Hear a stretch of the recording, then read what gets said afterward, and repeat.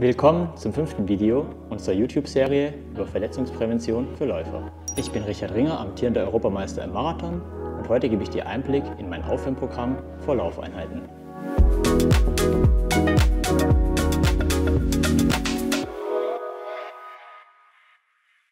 In den letzten Videos haben wir dir Übungen gezeigt, die du an lauffreien Tagen machen kannst. Diese Kraft-, Mobilisierungs- und Sprungkraftübungen helfen dir dabei, deine Laufform zu verbessern und Verletzungen vorzubeugen.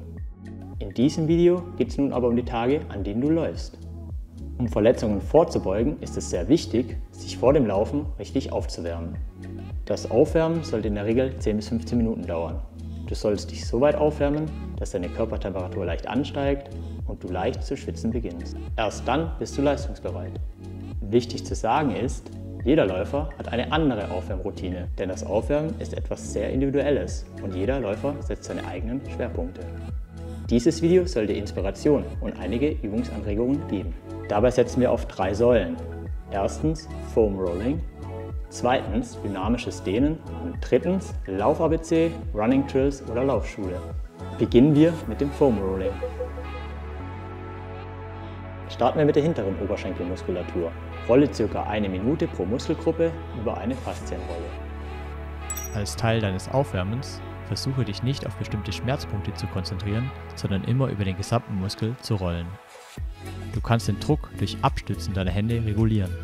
Je mehr Gewicht du von den Händen wegnimmst, desto härter ist das Rollen. Du kannst dir verschiedene Muskelgruppen aussuchen, die du ausrollen möchtest. Vor einem Lauftraining bietet sich die Wade, der vordere und seitliche Oberschenkel und der Rücken an. Teil 2 des Warm-Ups könnte sportspezifisches, dynamisches Stretching sein und deine Muskeln korrekt auf das bevorstehende Training vorbereiten. Wir priorisieren dynamisches über statisches Dehnen, da Studien gezeigt haben, dass durch statisches Dehnen das Verletzungsrisiko nicht reduziert wird, sondern sich die Laufleistung dadurch sogar verschlechtern kann. Wir fokussieren uns in diesem Video somit auf dynamische Übungen, die deine Gelenke durch einen größeren Bewegungsradius führen. Du solltest jede Übung ca. 10 bis 15 Mal pro Seite machen. Gerne auch über mehrere Sätze mit anderen Übungen kombinieren. Die erste Dehnungsübung ist eine meiner Favoriten für den hinteren Oberschenkel und darf für mich eigentlich in keinem Training fehlen. Durch eine kleine Variation wird auch die Wadenmuskulatur mit beansprucht. Alles, was ihr dafür braucht, ist eine Matte und im besten Fall ein großes Loopband.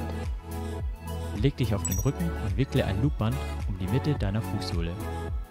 Zieh nun das Band über deinen Kopf und um deinen Oberkörper, sodass es um deinen oberen Rücken zieht. Strecke ein Bein Richtung Decke nach oben, bis es zu ca. 90 Grad in der Hüfte gebeugt ist. Das andere Bein bleibt am Boden liegen. Bewege jetzt dein Bein in verschiedene Richtungen, nach rechts, links, oben und nach unten.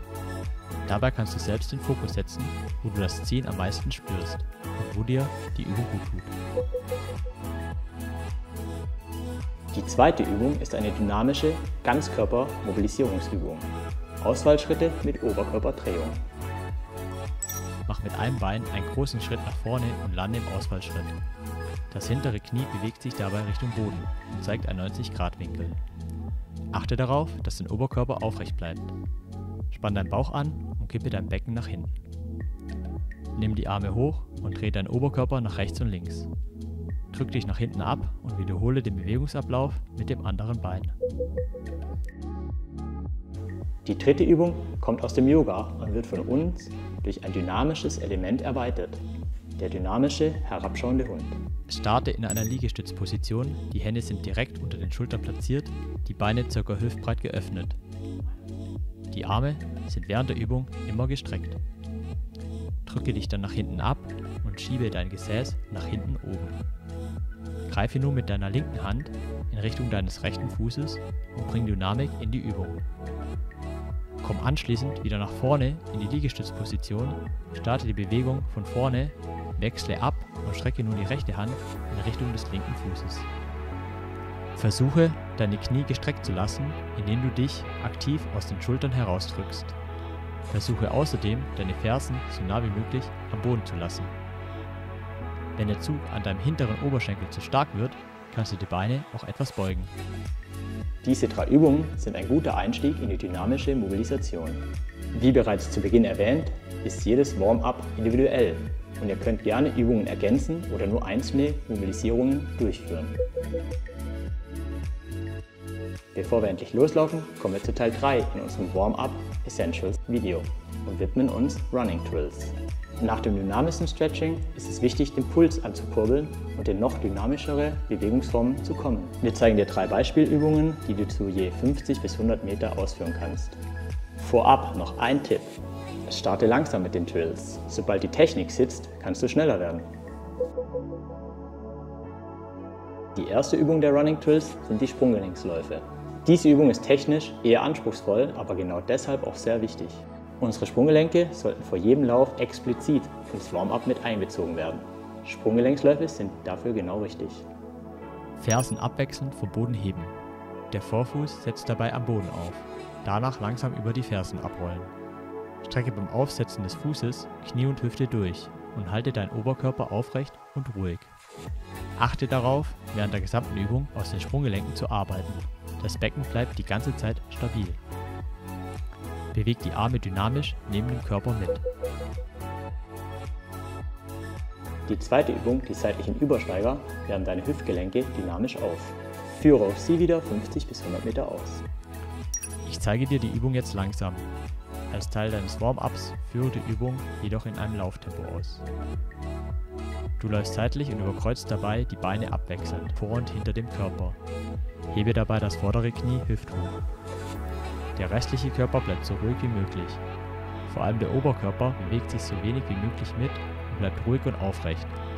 Du kannst die Arme zur Seite strecken, um dich zu stabilisieren. Die Richtung wird automatisch gewechselt, wenn die Laufrichtung geändert wird. Und zuletzt noch den Kniehebelauf für 50 bis 100 Meter. Laufe vorwärts und ziehe die Knie abwechselnd bis zu einem 90 Grad Knie- und Hüftwinkel nach oben. Dein Armzug läuft seitlich neben dem Körper, diagonal zu den Schritten wie beim Laufen. Den Oberkörper solltest du aufrecht halten und nicht zu weit nach hinten oder vorne lehnen. Dein Bauch ist während der gesamten Übung angespannt. Du kannst die Übung auch seitwärts oder rückwärts durchführen. Bei den Running Drills, der Laufschule oder dem Lauf-ABC geht es darum, in dynamische Bewegungen zu kommen, die die Körpertemperatur heben und deine passiven Strukturen wie Sehnen und Bänder auf die Belastung eines Laufes vorbereiten. Außerdem bieten diese Übungen eine gute Möglichkeit, koordinatives Training mit einzubinden. Auch bei den Running Drills gibt es wieder unglaublich viele Variationen und Übungen und auch hier findet jeder Läufer seine individuelle Routine. Ich persönlich starte langsam, werde schneller und ende meine Running Drills meist mit Steigerungsläufen. Spätestens jetzt seid ihr aufgewärmt. Als finalen Tipp möchte ich dir mitgeben, gerne verschiedene Übungen auszuprobieren und deine persönliche Aufwärmroutine zu finden.